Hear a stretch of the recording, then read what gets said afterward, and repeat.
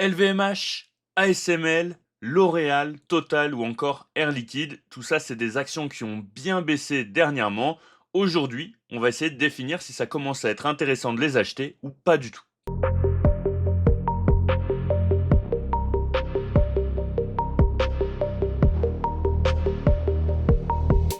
Je voulais encore une fois vous remercier. On est plus de 15 000 abonnés sur la chaîne. Ça va vraiment très vite. C'est toujours un plaisir d'échanger avec vous. D'ailleurs, n'hésitez pas sur Twitter, Instagram à venir échanger avec moi. C'est plus facile que sur les commentaires YouTube. Donc n'hésitez pas, hein, j'essaye de répondre au maximum. Vous êtes d'ailleurs plusieurs, quelques-uns, à m'avoir demandé si j'allais faire revenir l'offre à 16 euros sur le club des investisseurs rationnels. Et bien écoutez, pour les 15 000 abonnés, pour Noël, c'est parti, je rouvre l'offre à moins 50%. Donc 16 euros au lieu de 32 euros par mois, c'est sans engagement. Vous pouvez essayer un mois. Vous avez des formations, des analyses personnalisées. On fait des vidéos exclusives au minimum une fois par semaine. Donc vous pouvez avoir accès à tout ça. Vous pouvez annuler au bout d'un mois si ça ne vous intéresse pas. Globalement, on a un taux de rétention qui est minime. Donc globalement, les gens sont plutôt satisfaits parce que les gens restent au sein du club. On commence à être très nombreux. Donc je vais essayer de limiter quand même, parce que je veux pas non plus que ça devienne la foire. Je veux quand même pouvoir un petit peu, contrôler et continuer de pouvoir vous proposer un contenu de qualité. Avant de commencer, je voulais quand même faire un petit point sur le CAC 40. On est quand même sur une France qui est fragilisée. On sent de plus en plus que les investisseurs sont sur la réserve, se méfient, ça pourrait s'aggraver, donc c'est important de l'avoir à l'esprit quand même. Pour l'instant, dans le monde, les investisseurs sont de moins en moins enclins à investir sur la France. Donc, c'est pas forcément le moment de faire des buy the dip. Après, il faut rester pragmatique, il faut rester rationnel. Il y a des sociétés dont les valorisations commencent à être intéressantes. On a aussi une instabilité politique et globalement une politique qui va pas forcément dans le sens, de meilleurs résultats pour les entreprises, hein, notamment avec la surtaxe sur l'impôt, mais pas uniquement. Donc voilà, personnellement, je suis quand même prudent sur le CAC 40. Il y a pas mal de membres du club des investisseurs rationnels qui ont allégé un petit peu leur position depuis un moment déjà. Ça fait plusieurs mois qu'on dit sur le club qu'on investit plus sur le S&P 500. Donc voilà, je voulais quand même faire un petit point là-dessus. Je trouvais que c'était important. Et on attaque avec LVMH qui, pour l'instant, tient son support des 580, mais qui pourrait potentiellement, si on venait à casser cette zone, se diriger vers la zone des 550, 530. Pour LVMH, vous voyez qu'on a eu un retournement de tendance. On avait une très belle tendance haussière. On est sorti par le bas de notre canal haussier et on est en train de former petit à petit, à moyen terme, un canal baissier. Donc pour l'instant, la tendance, elle est baissière, elle est aussi baissière sur le RSI. Vous voyez, on vient de venir retester la zone de neutralité du RSI, on s'est fait rejeter. Donc pour l'instant, on reste baissier sur LVMH. En termes de valorisation, hop, LVMH, on va aller regarder ça sur Guru Focus. Je découvre en même temps que vous, ça fait un moment que je n'ai pas regardé. Où est-ce qu'on en est en termes de valorisation, sachant que si les résultats continuent de pas être terribles, on pourrait avoir finalement un prix qui diminue, mais une valorisation qui reste la même. Et ça, c'est important de le prendre en compte. Alors, bon, globalement, les fondamentaux restent bons. Maintenant, en termes de valorisation, qu'est-ce qu'on a? Vous voyez qu'on a une croissance anticipée de 3% sur les 3 à 5 prochaines années, hein. C'est une observation qui est plutôt pessimiste et en regard de ça, on est à l'heure actuelle à un PEG de 0,99. Donc on serait sur une entreprise qui serait plutôt bien évaluée. Si on regarde le price to free cash flow, c'est pareil, on est sur du 25. Sur ce type de société, ça reste raisonnable, hein. Et vous voyez que par rapport à l'historique de l'entreprise, on a plus une moyenne qui se situe à 30. Donc, globalement, je considère qu'on est sur une société qui est plutôt bien évaluée. Si on regarde la GF Value, Guru Focus considère qu'on est très largement sous-évalué, hein. on est à 30% globalement de l'objectif initial de l'AGF value justement. Personnellement, je considère qu'on n'est pas autant sous-évalué, surtout au vu des derniers résultats. Et si on regarde d'ailleurs l'analyse qu'en fait hop, Guru Focus, on va se mettre ça en plein écran.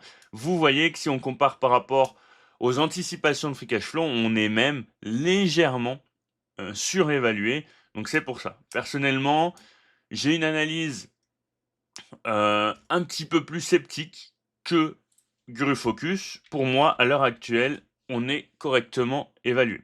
Si on regarde rapidement sur Morning, d'ailleurs, si jamais vous voulez suivre mes portefeuilles sur Morning, vous avez le lien dans la description. Donc, si on regarde, donc là, on cherche MC, elle est juste là. Par curiosité, vous voyez, eux, ils la considèrent comme étant correctement évaluée. Donc voilà, j'aurais plus la même analyse que Morning pour le coup. Pour moi, on est correctement évalué sur LVMH. Personnellement, je reste patient. Vous savez que je suis positionné, j'ai pas vendu mes actions.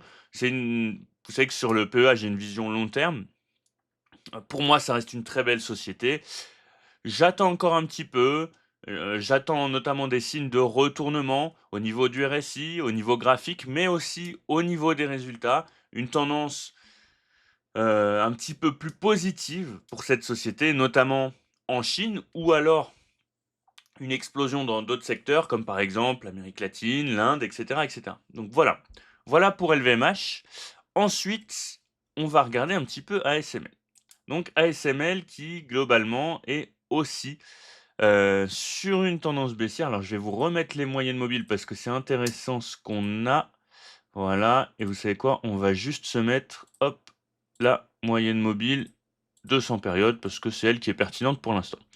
Donc, globalement, on reste sur une tendance haussière, hein, pour l'instant à long terme sur ASML avec une moyenne mobile de 100 périodes qui, comme vous le voyez, sert de support. Si on venait à casser cette moyenne mobile de 100 périodes, on pourrait aller chercher plus bas et notamment la zone des 560. Personnellement, à moyen terme, je considère qu'on est toujours sur une tendance baissière. Vous voyez, on reste en dessous de la zone de neutralité du RSI. On vient la retester, mais pour l'instant, on n'arrive pas à la franchir. Donc, personnellement, je reste patient. Je surveille aussi la résistance en rouge. Et effectivement, si on venait à rejoindre la zone des 550-560, je serais potentiellement acheteur sur ASML, sachant que je suis déjà positionné, hein, mais je serais peut-être amené à recharger. On va rapidement aller voir, hop, la valorisation de l'entreprise. Hop, Amsterdam. Donc, Guru Focus, toujours optimiste. Pour eux, on est sous-évalué. Qu'est-ce qu'on a comme données? Il faut prendre en compte qu'on est sur une société de la tech, donc généralement elles sont assez bien valorisées, hein, en termes de ratio, notamment le PI ratio, c'est souvent assez élevé. Là, globalement, ça correspond à la moyenne historique de l'entreprise. On est sur un PI ratio de 35, ça correspond à ce que l'entreprise a pu connaître en moyenne. Si on regarde un petit peu le PEG, on est sur du 1,25. Donc, potentiellement, encore un petit peu cher par rapport à la croissance. On anticipe une croissance de 11%. Sachant que ASML s'est réveillé là, on a eu un rebond. Bon, on s'est fait rejeter, vous voyez la mèche qu'on a là en weekly. On a eu un rebond parce qu'ils ont annoncé leur perspective à horizon, notamment 2025, avec une croissance à deux chiffres, etc., etc. Ça a un petit peu rassuré le marché, mais vous voyez quand même que ça n'a pas tenu longtemps. Donc, on est sur un marché qui est prudent sur ASML, globalement. Pour moi, à très long terme, ça reste une très belle société. Je vous l'ai déjà expliqué à plusieurs reprises. Et si on regarde, donc, on a dit que le P/E ratio, ça correspondait globalement à l'historique. Donc, on n'est pas surévalué, on n'est pas sous-évalué. Le PEG, on est encore un petit peu élevé, mais si on regarde par rapport à l'historique, on est sur un PEG à 1,7. On est à l'heure actuelle à 1,25, donc c'est correct. Maintenant, ce qu'on va regarder, c'est le price to free cash flow, qui me semble, enfin, personnellement, plutôt élevé. On est sur du 87, sachant que la médiane est à 42. Donc, En termes de valorisation par rapport au free cash flow, on est assez élevé et vous voyez, si on regarde, hop, juste ici, par rapport à la GF value, eh ben, on a une analyse qui coïncide, hein, avec celle de Gurifocus pour le coup sur les anticipations en termes de FCF, OK? Donc globalement, je patiente encore un petit peu pour recharger sur ASML. Je considère que on n'est pas surévalué, mais on peut potentiellement aller chercher plus bas, surtout au vu de la conjoncture actuelle, même si, pour l'instant, la moyenne mobile de 100 périodes fait un beau support. Personnellement, à l'heure actuelle, ma position me convient et si on venait aller chercher plus bas, effectivement, je pourrais être amené à recharger. Ensuite, on a Air Liquide.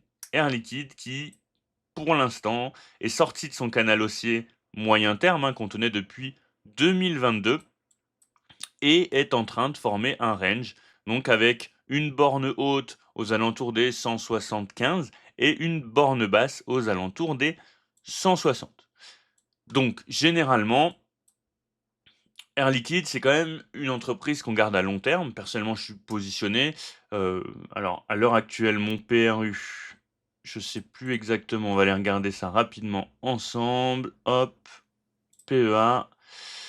Donc, j'ai un PRU à 134, sachant que je l'ai rechargé à plusieurs reprises, hein. Je crois que la première fois que je l'ai acheté, ça devait être aux alentours des 90.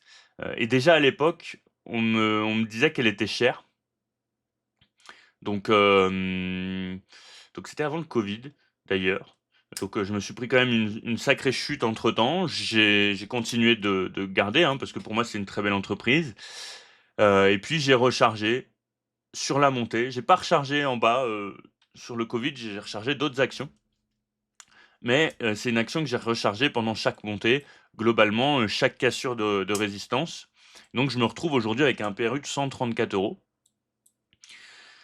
Globalement, moi, je vais pas être amené à recharger pour l'instant sur les 160. On est en train de travailler à l'horizontale.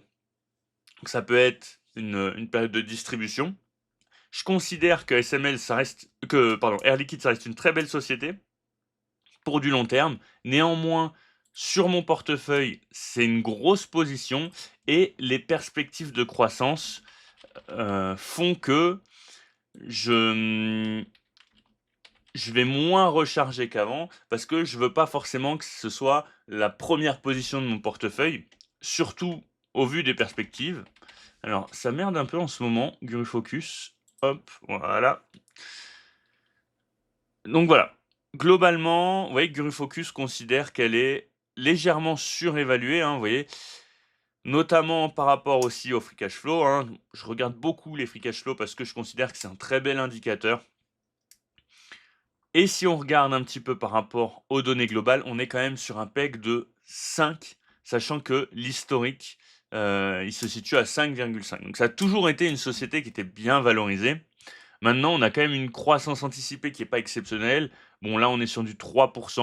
Généralement, les perspectives de Gurufocus sont un petit peu pessimistes. On a un P/E ratio de 30, sachant que par rapport à l'historique, on est largement au-dessus. On est plutôt sur une moyenne à 25, comme vous pouvez le voir. Et en termes de price to free cash flow, pour le coup, c'est plutôt correct, hein. On est même un petit peu au-dessus de la moyenne historique. Donc je considère qu'Air Liquide, elle est quand même un petit peu surévaluée à l'heure actuelle. Après, c'est à relativiser parce que c'est quand même souvent une société, qui a été justement sur ce type de statistiques. Heu, c'est une société qui est très plébiscitée par les investisseurs, de par notamment sa politique de récompense, avec le dividende, l'attribution d'actions et cetera, un petit peu comme Interparfums finalement. Donc c'est à relativiser, mais personnellement, je la recharge pas maintenant. Donc je patiente sur Air Liquide. Je vais vous faire aussi rapidement L'Oréal. L'Oréal qui est sur une belle tendance baissière à moyen terme. Alors globalement, hop, je pense que ma zone s'est un petit peu décalée, donc je vous la remets bien, voilà.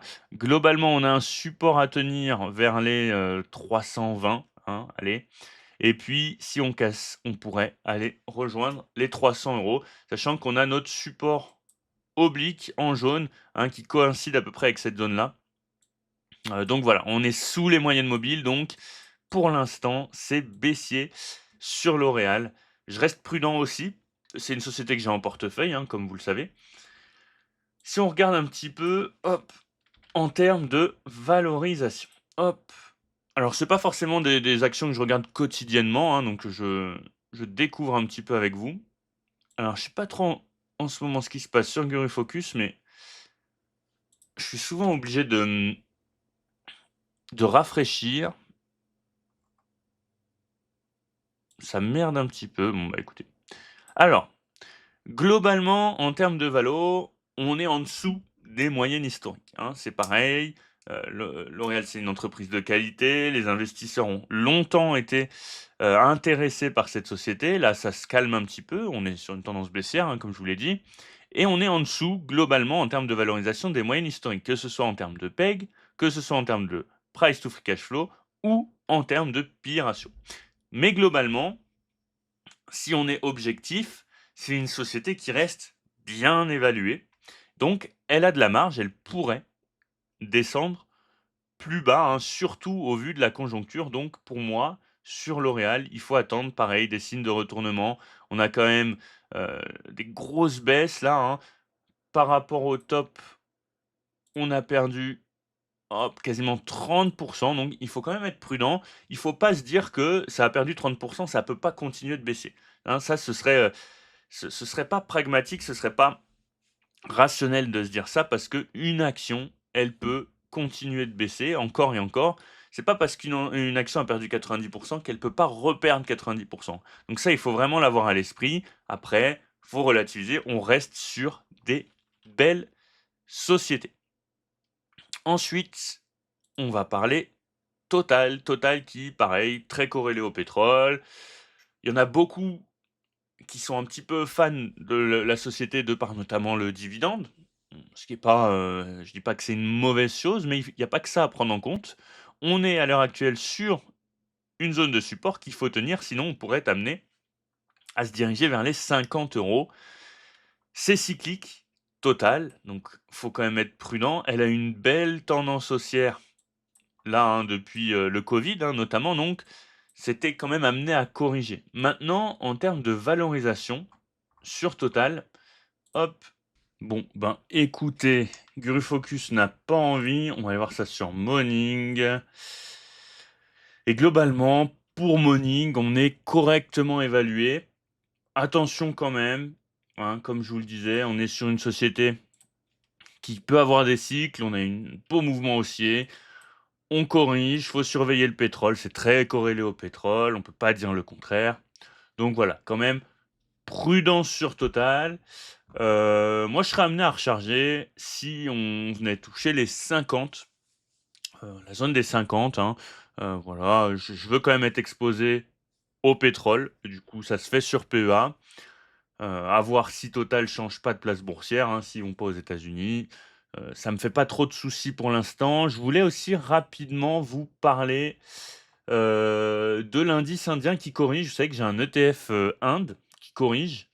Donc pareil, personnellement, j'attends un petit peu avant de recharger, voilà, je suis pas pressé et en bourse, je pense qu'il faut vraiment pas être pressé, histoire de maximiser finalement, hein, sa performance.